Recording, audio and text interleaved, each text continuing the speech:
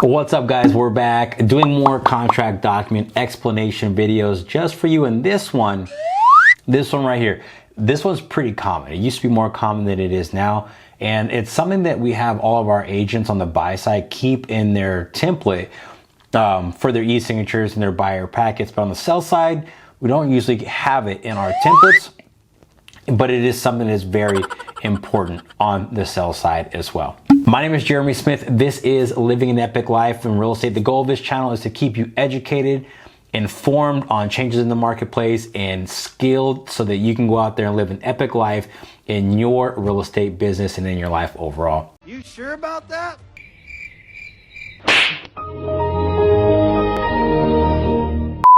So guys, today we're going to talk about the seller's temporary residential lease. This is a very important document to know and know how to use properly, because if you think about it, once the sale occurs, your buyer becomes the owner of the property, and then they become a landlord simultaneously. And the seller goes from being the homeowner to now being a tenant in the property. So the expectations, the rules, and the terms of which this is going to happen need to be laid out very thoroughly and matter-of-factly in advance, so everybody knows what to expect. We want everybody to have a good experience with this, so we have to educate them on what this looks like and what the expectations and the terms are. So without any further ado, let's jump right into the seller's temporary residential lease.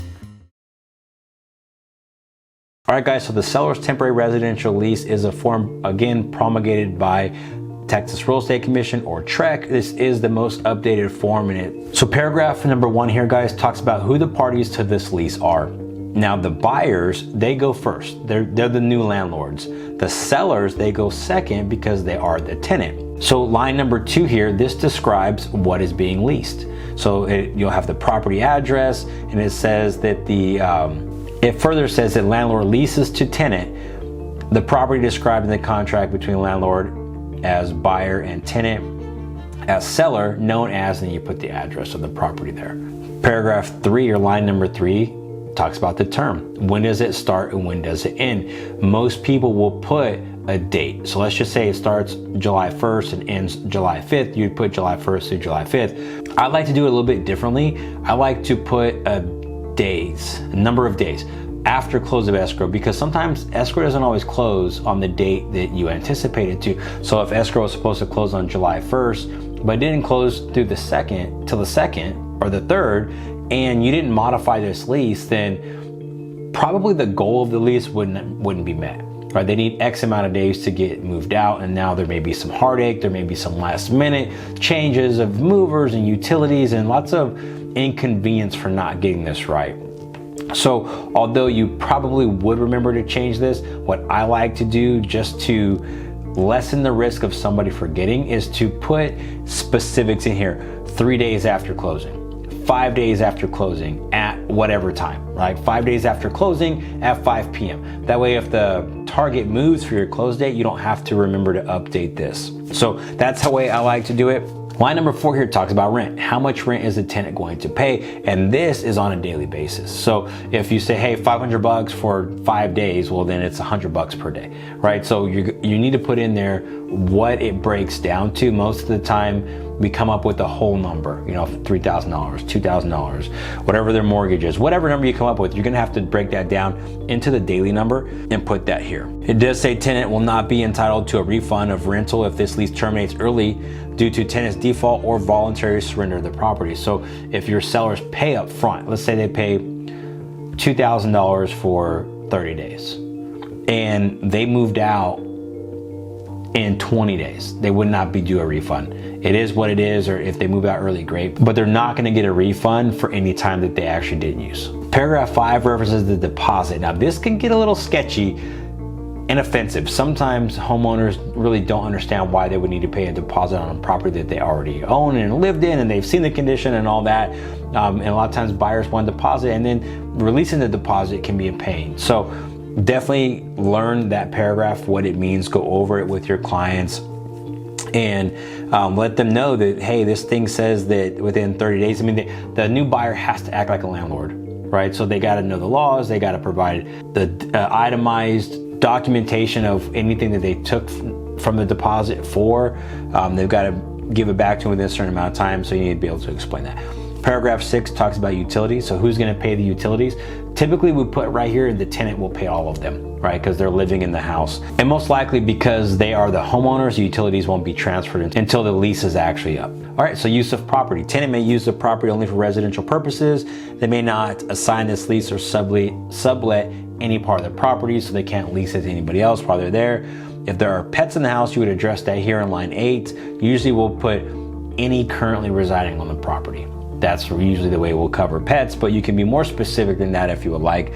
Paragraph 9 says that tenant accepts the property in the present condition and state of repair at the commencement of the lease. Upon termination, tenant shall surrender the property to landlord in the condition required under the contract, except normal wear and tear and casualty loss. So it's important to know what casualty loss is. I think we all get what wear and tear is. Go look at the purchase contract for casualty loss. I've got a video on that, search for it. Paragraph 10 is alterations. Tenant may not alter the property or install improvements or fixtures without the prior written consent of the landlord. It's got to be written. They've got to consent to it. Any improvements or fixtures placed on the property during the lease will become property of the landlord. If there are any special provisions, you can put that in here. These special provisions don't seem to be as taboo as it would be on a purchase contract. Sometimes you'll see here, hey, tenant to leave the house broom swept, or tenant to have the home professionally clean, including carpets, or whatever the terms are, they could go in there. Paragraph 12 references inspection, so the landlord may enter at reasonable times to inspect the property. Tenant shall provide landlord door keys and access codes to allow access to the property during the term of the lease. So at closing, your buyers are due a key. They are due the codes to the door. It's their house. They have to have a right to get in. Now, of course, it's reasonable times and they're not going to go in unannounced, but they need to have those. Tenant shall comply with all applicable laws, restrictions, ordinance, rules, and regulations. Except as otherwise provided in this lease, tenant shall bear all expense of repairing and maintaining the property, including but not limited to the yard, trees, shrubs, otherwise required by the Texas Property Code. Tenant shall promptly repair at tenant's expense any damage to the property caused directly or indirectly by any act or omission of the tenant or any person other than the landlord, landlord agents, or invitees. So any repairs and maintenance, they got to keep it up. Right, it's their responsibility to do that. Paragraph 15 says the tenant identifies landlord from the claims of all third parties for injury or damage to the person or property of such third party arising from the use or occupancy of that property by the tenant. So if somebody gets hurt, they're not going to hold the landlord responsible for that. Talks about default, termination. Lease terminates upon the expiration of the term specified in paragraph 3 or upon the tenant's default under this lease. Holding over, this is a big one. A lot of times I'll see this blank or like $25. The purpose of the holding over section here is to protect the landlord from the tenant overstaying on the lease. So this is kind of punitive, right? You want it to be a deterrent. So if you put $25 a day or zero, what it means is that if the tenant stays in the property, they don't owe any more money per day. Right, either $0 or $25. I don't know about you guys, but you can't even find a hotel for $25 a day. Maybe a motel, but not a hotel. Yeah, so that's not punitive, right? It's not discouraging. It's almost a really good deal.